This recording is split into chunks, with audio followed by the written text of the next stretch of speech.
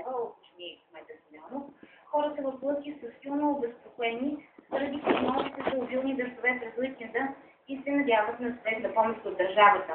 В ранния следобед в района отново започна да вали. Това от Лъки ще продължаваме да следим ситуацията. Рапица Колева за усложнената обстановка в град Лъки след активизирането на свлачища в района. Надяваме се наистина прогнозата на синоптиците да не се окаже вярна и да няма сериозни дъждове, за да не се усложнява допълнително обстановката там. Продължаваме нататък как да предпазим децата, особено в тинейджърска възраст, за да не посегнат към наркотични вещества, да бъдат внимателни с кого и как общуват в интернет, да не бъдат агресивни. Все въпроси, които вълнуват и родители, и учители. За да има добри резултати, важни са разговорите вкъщи, подкрепата на педагози и психолози, извън класните форми, където децата да научат повече за последствията и проблемите, до които водят зависимостите. В Първа езикова гимназия във Варна от няколко години работи клуб за превенции, където се работи в тази посока и дава конкретни резултати. Наши гости са Полина Стойчева, педагогически съветник, и 12-класниците Андрей Шумилов и Фирма Николова. Здравейте, добре дошли. Здравейте. Госпожо Стойнова, ще започнем с вас. Как се организира дейността на този клуб? Първо благодаря ви за поканата да гостувам аз името на нашата гимназия Първа езикова. От 6 години в нашата гимназия е организиран клуба по превенции. Това е една извънкласна, организирана доброволческа форма, като главната цел е ограничаване на рисковото поведение сред младите хора и стимулирането за здравословен начин на живот.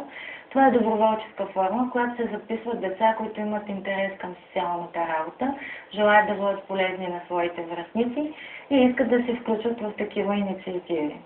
Искам да кажа, че в нашата гимназия така сме едно от училищата с най-голям брой доброволци, около 40 ученици. Разбирам, че наистина интересът е много голям, това ще поговорим след малко. Сега искам да разбера от Андрей и Фирма как решиха да участват в този клуб. Какво ви мотивира? Първо аз ще ви Добре. Добър джентълмен. Аз записах, мисля, че в 10-ти клас, в момента съм 12-ти вършвам. Мотивираме това, че първо някакси тренираш своите личностни качества, т.е. качествата ти на лидер, научаваш малко повече за проблемите на днешната младеж и до някъде може да помогнеш, колкото е една извънучилищна дейност, която за мен лично ми харесва. Аз също така започнах 10-ти клас, ако не се лъжа. Също като не съм вече 12-ти клас. Започнах от нищото. Не бях много информиран за клуба, но от мои приятели дойдоха, показаха ни една примерна сесия. Бях не съм доста очарован и как можеш да помогнеш на твоите съученици по този начин, като ги информираш. И оттам се записах. Пример, да говорим конкретно за резултатите на клуба във вашето училище, предлагам да видим един репортаж, който тези дни заснехме и след това ще продължим разговора. Първа езикова гимназия е едно от първите училища във Варна, където беше въведено здравно образование. Преди 6 години тук се сформира и клуб по превенции. В него на доброволни начала работят 40 ученици от различни випуски. Те са разделени на 5 групи за превенция на употребата на наркотици, на ХИВ и СПИН, трафик на хора, агресивно поведение и безопасен интернет. По този начин връстници се опитват да помогнат на свои връстници с лекции, срещи, разговори. Младите хора вече са преминали обучение при утвърдени специалисти по отделните проблеми, придобили са лидерски умения. За първи път 3 момичета от 10-ти клас влизат при учениците от 8-ми клас, за да разговарят с тях за вредата от наркотиците. Според нас е по-хубаво да разговаряме ние с тях с другарска приказка, отколкото с някой по-възрастен. Въобще става въпрос за самите наркотици, за ефектите, за как се употребяват и защо младите хора ги употребяват. А нас много ни харесва да сме част от превенции, защото можем да помогнем на нашите връстници, както да ги информираме за възможни проблеми, които може да възникнат. Ето какви съвети пред днешната среща дадоха младите момичета на връстниците си. Да не се повлияват от мнението на приятелите си, да слушат себе си и да са наясно с това, което правят и да обмислят своите постъпки. Да имат съгласно към нас, към клуб превенции, естествено към абсолютно всеки учител, с всеки готов да им помогне. Сега за учениците от Първа езикова гимназия във Варна предстои организирането на кампанията "Не шофирай пил". Тя ще започне непосредствено преди абитюрентските балове. Това е много сериозен проблем, който се подценява от младите хора, а катастрофите след употреба на алкохол често са с фатален край. Кампанията "Не шофирай пил" е една добра превенция. Убедени са доброволците от клуба.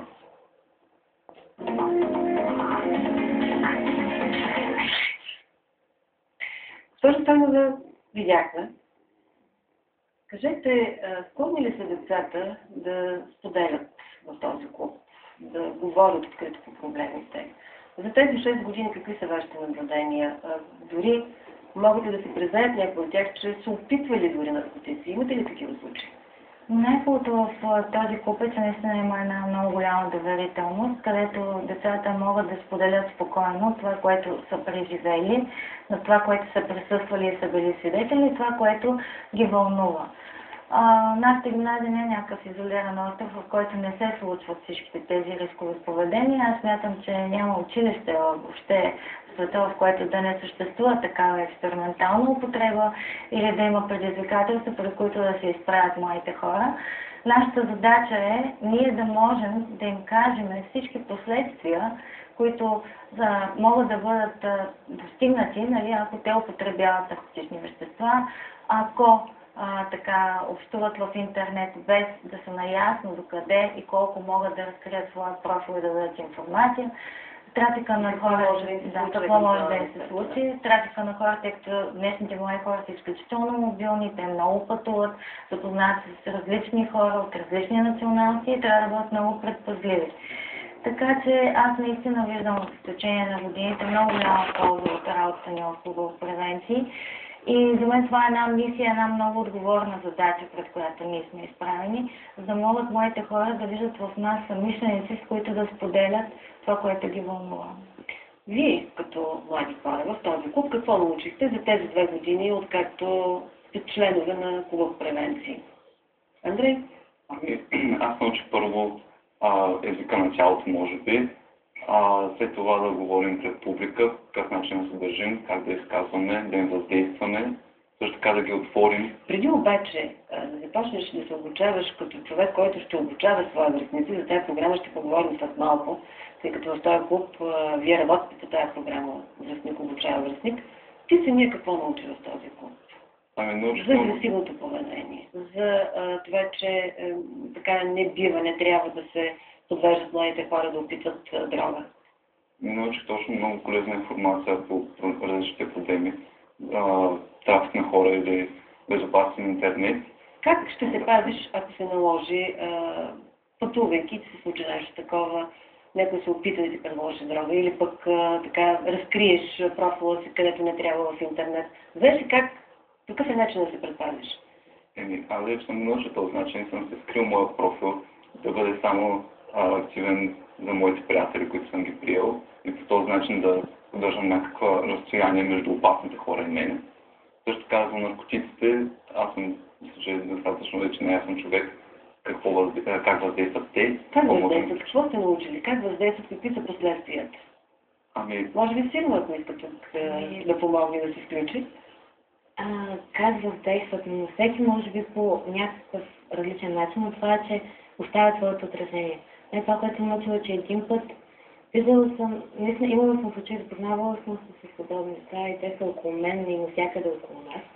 И това някакси те отдалечава от този свят, в който си в момента, някакси променя ежедневието ти и наистина оставя отражение върху самия човек, особено върху деца в такава възраст. Каза, че програмата "Връстник обучава връстник" дава много по-добри резултати и съучениците, по-малките ви съученици, да кажем осмокласниците, деветокласниците, са склонни повече да си говорят с 11-класници, 12-класници. Не, че няма да говорят с учителите си, но каква е разликата наистина? Наистина ли са склонни да се доверят повече на нас, отколкото на своите преподаватели? Може да вие имате Да, знание. аз присъствам винаги в началото влизам на сесии, когато започват моите членове от клуба да водят сред по-малки ученици. След това ги оставям да сами, тъй като им гласувам пълно доверие, но виждам, че когато се изправи пред по-малките ученици, главно в 8 клас, едно компетентно момиче или момче, освен те са в група 3-4 водят сесия, които са наясно с проблематиката, за която ще се говори и много убедително заявяват какви са последствията, какви са причините. Под формата на групова работа всичко се случва и видяхте, сядаме в кръг, няма начало и край кръга, всички сме равни, не използваме подиума. И те се отпускат, могат да споделят, отделно решават казуси, което е много хубаво. Ние ги разделяме на групи, за да може всеки от тях да изрази своето мнение по определен въпрос, да достигнат до едно общо решение и да го заявят пред групата. Видяла съм с очите си как след приключване на сесията те остават, говорят си с нашите обучители, споделят за техни приятели или нещо, което ги притеснява. И за мен това е най-доброто, което може да се случва, да разчитат на своите по-големи съученици. А вие ви предстои да бъдете обучители. Кого ще обучавате? Ами, различни деца, различни градове, които след това ще бъдат нашите инициатива. От различни училища в Да, съжалявам, в различни училища във Варна, но те ще бъдат нашата инициатива всъщност след това и ще се занимават с някакъв вид превенция. А как ще протича една такава сесия? Тоест, имате ли готовност да застанете, да се изправите и така да обучавате свои връстници? Вие 12-класници ли ще обучавате също в другите училища? Ако може аз да обясня, значи ние сме 7 гимназии, в които има такива хубави превенции. В кой момента да благодарим на Община Варна за гласуваното доверие на дирекция превенции. Най-активните членове от клубовете по превенции ги изпращаме на надграждащи обучения. Тази година ще бъдат в село Барите, където обучители, специалисти по различни направления, както и ученици от 12 клас, ще минат тези надграждащи обучения, за да могат да се подготвят други ученици, които да влязат в градските превентивни клубове и да водят сесии по гимназиите. Кога започват тези сесии? Сега през априлската вакансия. Тогава за първи път те започват. Да, те ще бъдат решения на тези сесии. А вие чувствате ли се вече достатъчно подготвени и така, има ли предстартова треска, че предстоите такова нещо? Чак престартова треска няма, но определено сме сигурни в нашите знания и какво може да ги научим тях и да предадем нашето знание, което сме изпитали също така, опита си и да ги подготвим след време те спокойно, сами и уверени да могат да водят една такава сесия. Какви качества се изискват да бъдеш лидер? Да не можеш така да накажеш да се повярват, да бъдат съсредоточени погледите към вас, да ви слушат внимателно? Ами според мен в началото трябва да се разтопи леден напрежението между участниците в една група. След това да се въздейства максимално много над тях, като те през това време попиват, може би, информацията и да им остане всичко запечатано и с което може да им помогне по-нататък. Ами, може би, лидерските качества, които трябва да притежаваш, това са да на първо място да можеш да спечелиш доверието им по някакъв начин. А какъв е начин? Ами, не знам, малко правилно дори не как смятате да спечелите доверието? Ами, при нас е по-лесно, понеже ние точно този момент връзници обучават връзници, всъщност точно това е нашата идея, че е по-лесно едно дете да има доверие на някой, който е по-близък до него, т.е. дори в възрастов план, което може би повече ни приемат като едни, как да кажа, образно, които може би искат да поддържават дори така да се изразят. И за това по-лесно ми обучение, отколкото. Андрей, според мен е начина, който аз подхождам е с смях, хумор. Така се опитвам.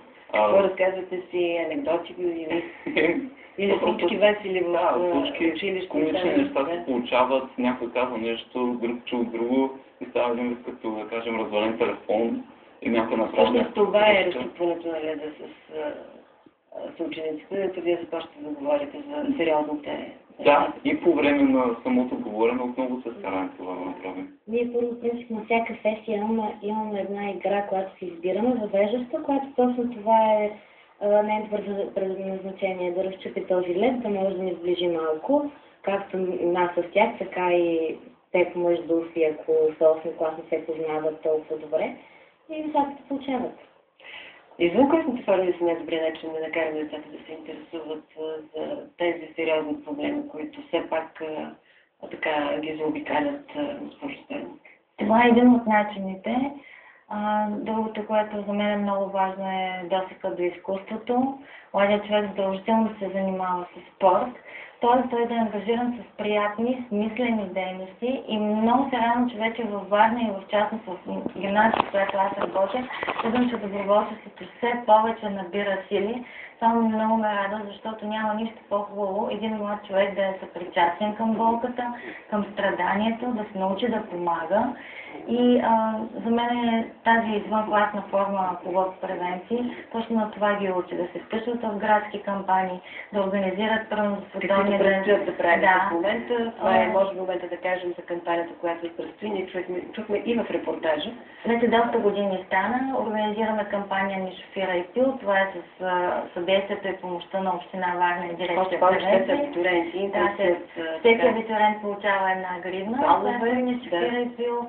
Провежда се такава кампания, разговаря се с абитуриентите да бъдат много внимателни, тъй като еуфорията е голяма, вълнението е огромно около баловете, но все пак ние трябва да бъдем много разумни какво правим и да мислим за последствията. Аз искам да ви благодаря, че бяхте мои гости, да ви пожелая успех в всички начинания, защото вие, освен че ще бъдете лидери сега и обучители на ваши връстници, ви предстои сериозен старт в живота след завършването на езиковата гимназия. Искам наистина да ви пожелая така да бъдете доволни от това, което правите и да се чувствате горди от всичко, което вършите.